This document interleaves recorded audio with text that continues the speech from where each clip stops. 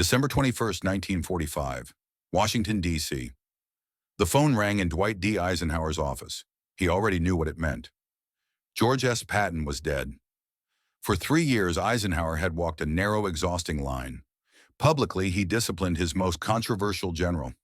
Privately, he depended on him to win battles no one else could.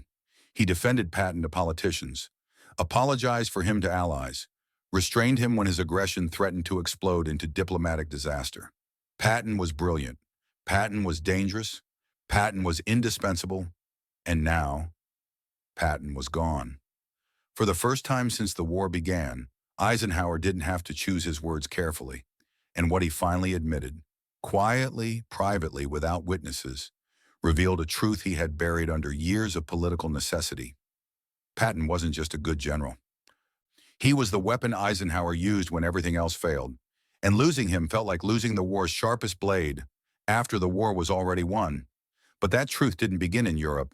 It began decades earlier, with 2 young officers, a tank engine torn apart on the floor, and an idea the U.S. Army didn't want to hear. Camp Meade, 1919. Long before there was a supreme commander of Allied forces, long before there was the most feared general in the American Army, there were just 2 captains, sleeves rolled up, hands black with grease, standing over a tank engine pulled apart on the floor. Dwight Eisenhower and George Patton. They spent hours like this, tearing engines down, arguing over tactics, sketching ideas that barely fit inside the doctrine of the U.S. Army at the time. To them, tanks were not slow-moving support weapons. They were the future. Fast, mobile, decisive. Used correctly, they could break an enemy before he understood what was happening. The Army didn't agree. Senior officers dismissed their ideas as reckless. Infantry still ruled doctrine. Cavalry officers clung to horses. Tanks were supposed to follow, not lead. When Eisenhower and Patton kept pushing, they were warned.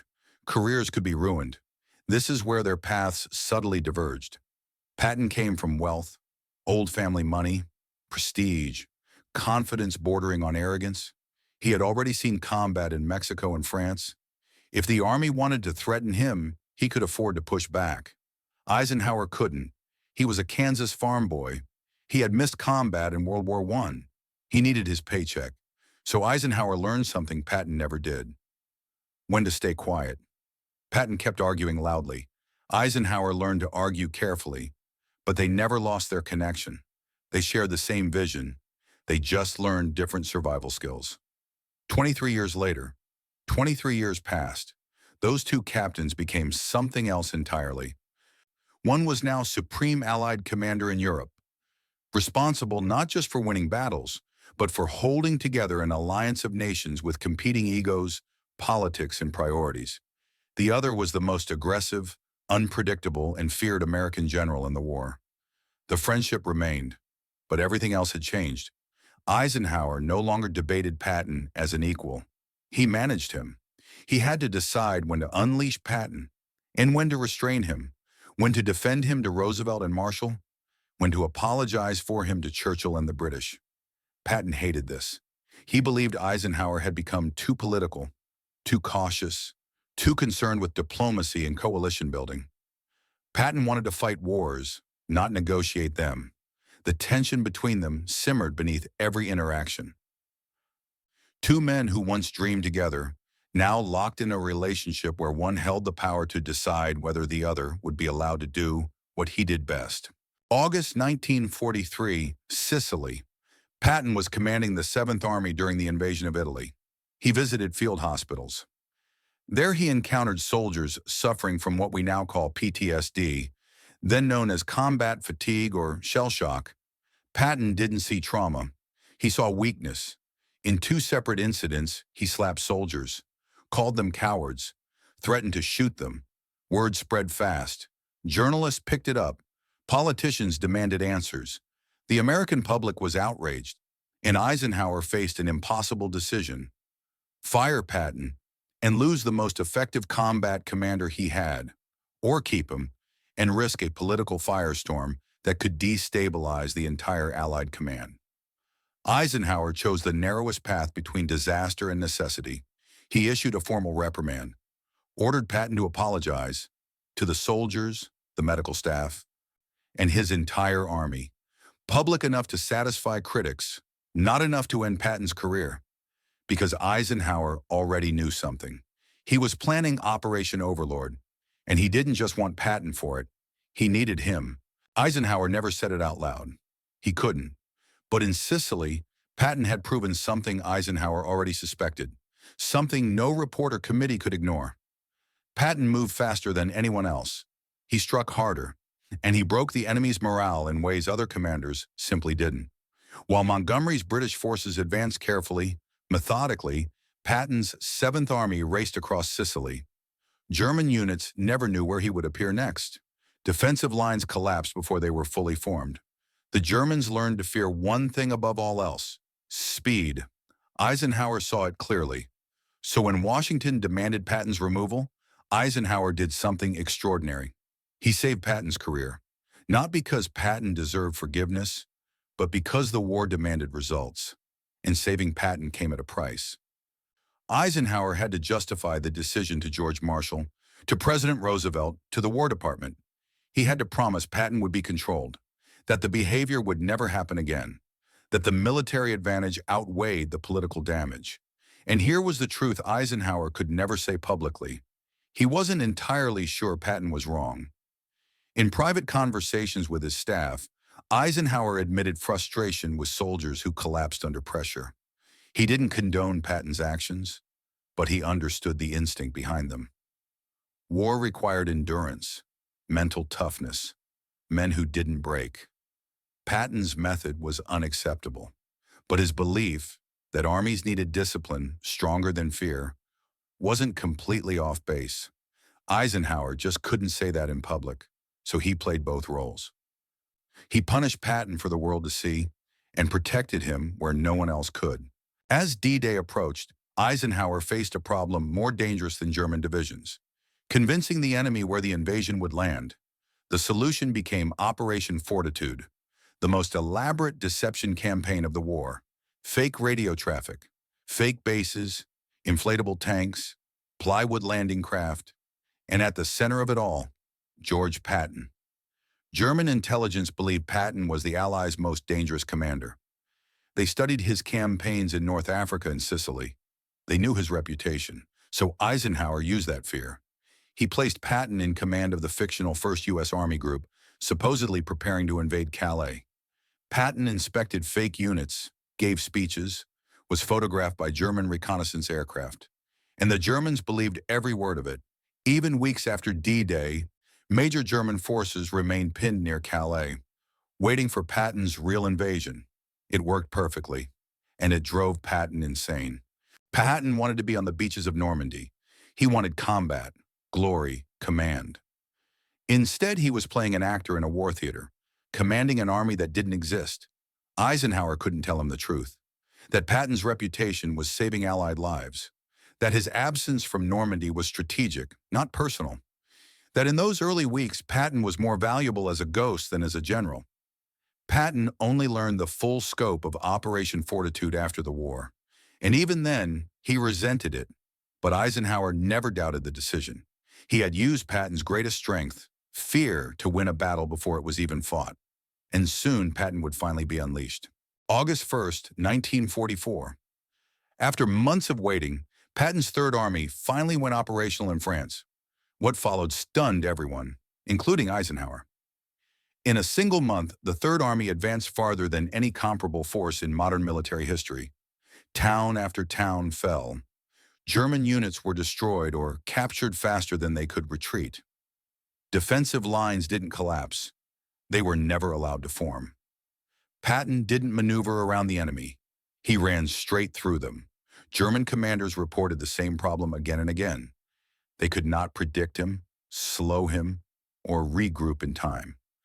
Eisenhower watched with pride and growing anxiety because Patton was proving everything they had argued about back in 1919. Mobile warfare worked, speed broke armies, but Patton was moving so fast he was outrunning his supply lines. Fuel shortages, ammunition bottlenecks, coordination problems with neighboring Allied armies. Other commanders couldn't keep up. Omar Bradley advanced carefully, consolidating gains. Bernard Montgomery was even slower, refusing to attack until every detail was perfect. Patton did none of that. He called Eisenhower's headquarters constantly. "Give me the fuel," he said. "I'll be in Berlin in 2 weeks." Eisenhower knew it wasn't that simple. Supplies were finite. Other armies needed fuel too. The British demanded priority, and there were agreements with the Soviets, occupation zones, post-war borders, political promises already made. Patton didn't care. He saw the German army collapsing. Every delay felt criminal. Every pause felt like letting the enemy breathe. Privately, Eisenhower sometimes agreed. In conversations with his chief of staff, Bedell Smith, Eisenhower admitted Patton might be right, that caution and politics were interfering with military logic. But Eisenhower wasn't just a general. He was managing an alliance, American interests, British pride, Soviet expectations. He had to think beyond the next battle, to the world that would exist after the war ended. So Eisenhower slowed Patton down. He diverted fuel to Montgomery for Operation Market Garden. It failed spectacularly, and Patton was furious. He believed Eisenhower had squandered the best chance to end the war early. Their relationship, already strained, turned openly hostile at times. Two men who needed each other, and increasingly couldn't stand each other. December 16, 1944, the Ardennes Forest. The Germans launched a massive surprise attack, the Battle of the Bulge. American lines collapsed. Entire units were surrounded. For the first time since D-Day, it looked like the Allies might actually lose ground. Eisenhower called an emergency conference at Verdun. The mood was grim. Bradley looked shaken. Montgomery urged caution. Other commanders spoke of defensive lines and waiting for reinforcements. Then Eisenhower turned to Patton. "George," he asked, "how long will it take you to attack?" Everyone understood what he was asking. Patton's Third Army was facing south, 90 degrees away from the Bulge. To respond, he would have to disengage completely, pivot his entire force, and attack through winter weather into the German flank. Most generals would need weeks. Patton reached into his pocket. He pulled out a small notebook. He had already wargamed this scenario on the train ride to Verdun. He looked up. "December 22nd, he said. 3 divisions, 72 hours. The room went silent. Most of the generals thought it was impossible. But Eisenhower knew Patton well enough to recognize the truth. He wasn't bluffing. "Make it so," Eisenhower said. Patton didn't hesitate. The moment he left Eisenhower's headquarters at Verdun, the Third Army began to move. Orders went out in every direction. Units disengaged under pressure. Columns pivoted in the snow. Engines roared to life in sub-zero temperatures. It was one of the most complex maneuvers ever attempted in the middle of an active battle. 3 divisions, tens of thousands of men, hundreds of tanks and vehicles, all turning 90 degrees in winter under enemy pressure. Most commanders would have needed weeks just to plan it. Patton had already done the planning. On December 22, 1944, exactly when he promised, Patton's Third Army slammed into the southern flank of the German advance. The impact was immediate. German momentum stalled. Their spearheads were cut off. What had been a terrifying Allied crisis began to collapse into confusion. The Battle of the Bulge, once on the verge of disaster, turned into an Allied victory. Eisenhower watched the reports come in, and in that moment, every difficult decision he had made about Patton finally made sense. All the public reprimands, all the political headaches, all the times he had defended Patton behind closed doors while restraining him in public. It had all been worth it, because when everything was falling apart, when no one else could move fast enough, Eisenhower turned to Patton, and Patton delivered. During the war, Eisenhower's public statements about Patton were always careful, respectful, measured, never excessive. He couldn't show favoritism. He commanded an alliance, not just an American army. He had to keep Montgomery cooperative, keep Bradley confident, maintain morale across dozens of commands. Calling Patton irreplaceable in public would have been a diplomatic disaster. But privately, Eisenhower knew the truth. In staff meetings, when discussing difficult operations, Eisenhower would sometimes ask a simple question: what would Patton do? Not because Patton was always right, but because Patton thought differently than everyone else. Where others saw obstacles, Patton saw openings. Where others calculated risk, Patton calculated speed. Eisenhower's diaries from 1944 and 1945 reveal the contradiction that defined his command. He needed Patton's aggression, but he had to restrain it. He valued Patton's results, but he had to apologize for Patton's behavior. He relied on Patton in crisis, but he could never admit it publicly. Peace changed everything. Patton's blunt personality, his public comments about former Nazis, and his calls to confront the Soviets immediately became politically toxic. The very traits that made him unbeatable in war made him dangerous in peace. Eisenhower had no choice. He removed Patton from command. It was one of the hardest decisions of his life, demoting his old friend, the man who had saved the day in the Ardennes, the general who had proven every theory they had once sketched together in 1919. Their final conversations were bitter. Patton felt betrayed. Eisenhower felt trapped. Then came the accident. 12 days later, George S. Patton was dead. After Patton's death, Eisenhower's carefully maintained diplomatic mask cracked. In private letters, in quiet conversations with staff, in moments recorded only by those closest to him. Eisenhower spoke with a raw honesty he had never allowed himself during the war. He admitted that Patton achieved results through sheer speed, pressure, and force of will, qualities that couldn't be taught or replaced. Other generals commanded through planning and organization. Patton commanded through willpower. Eisenhower confessed that restraining Patton had been necessary for political reasons, not military ones, that some of his decisions to hold Patton back haunted him, that maybe, just maybe, if he had given Patton more freedom, the war might have ended sooner. And then Eisenhower said something that revealed the core of their relationship. Managing Patton had been the hardest part of his command, and the most important, because Patton needed management. Left unchecked, he would have caused diplomatic chaos, but properly directed, he was unstoppable. Years after the war, Dwight D. Eisenhower finally put the truth into words. In his memoirs, written long after the guns had fallen silent, Eisenhower described George S. Patton with a word he had never dared to use during the war. Indispensable. It was an extraordinary admission. Indispensable doesn't mean talented. It doesn't mean effective. It means irreplaceable, that the outcome would have been different without him. Eisenhower explained what he could never say publicly while the war was being fought. Patton was uniquely suited for war. He thrived in chaos. He thrived when information was incomplete and decisions had to be made instantly. Where other commanders hesitated, Patton accelerated. Where others waited for clarity, Patton created momentum. Other generals relied on planning, structure, and careful coordination. Patton relied on willpower. That difference mattered most when everything was going wrong. When the front collapsed in the Ardennes, when Allied forces were surrounded, when delay meant disaster. That was when Eisenhower turned to Patton, and Patton delivered. Eisenhower never romanticized Patton. He didn't excuse his behavior. He didn't deny the damage Patton sometimes caused.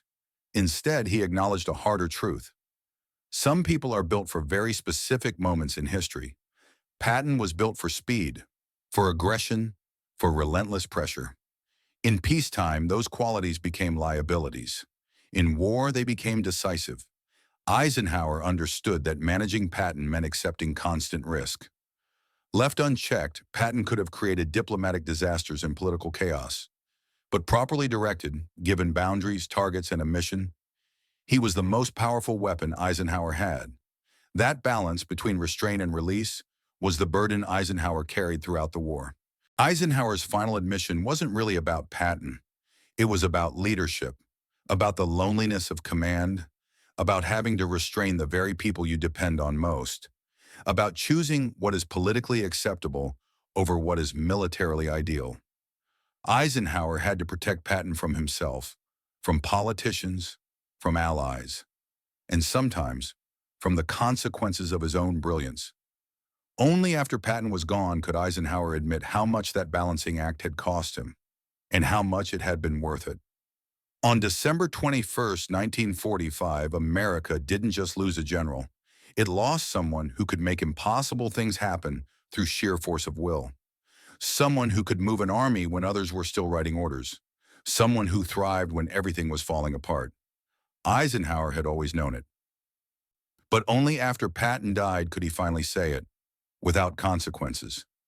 George S. Patton was not easy, he was not safe, he was not manageable in peace. But in war, he was indispensable.